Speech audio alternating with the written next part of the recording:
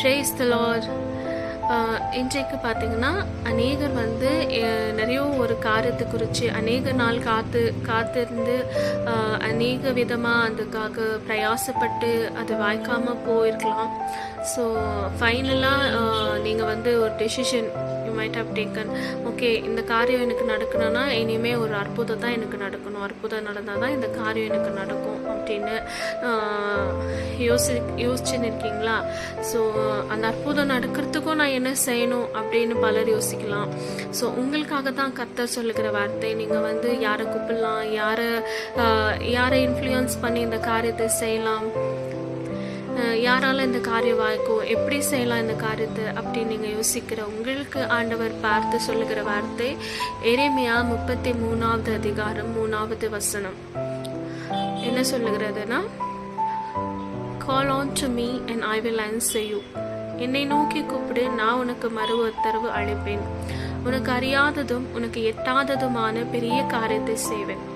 So நம்ம ஆண்டவரை நோக்கி கூப்பிடணும்.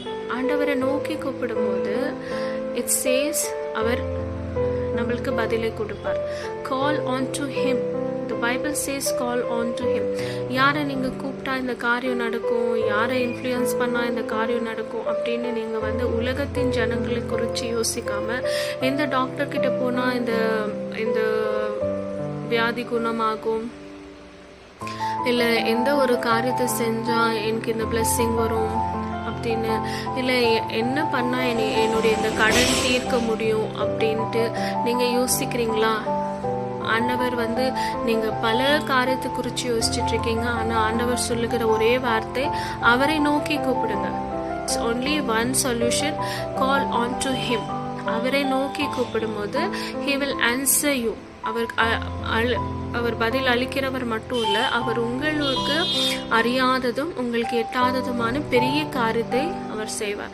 ஒரு அற்புதம் நடந்தாதான் உண்டு அப்படின்னு யோசிக்கிற உங்களுக்கு ஆச்சரியமான அற்புதம். ஸோ உங்கள் இமேஜின் கூட நீங்கள் பண்ணி பார்க்க முடியாத அளவுக்கான பெரிய அற்புதம் உங்களுக்கு ஆண்டவர் செய்வார். ஸோ நம்ம செய்ய வேண்டியது தேவனை நோக்கி கூப்பிடுவோம். அவர் நம்மளுக்கு மறு உத்தரவு அளிப்பார். அவருக்கு நம்மளுக்கு அறியாததும் எட்டாததுமான பெரிய காரியத்தை செய்வார். நம்ம விசுவாசத்துடனே இந்த வசனத்தை தொடர்ந்து அறிக்கை செய்து இந்த வசனத்தை வைத்து நம்ம ஜெபிக்கும் போது ஆண்டவர் நம்மளுடைய வாழ்க்கையில் பெரிய காரியம் செய்வாராக. ஆமீன். God bless you.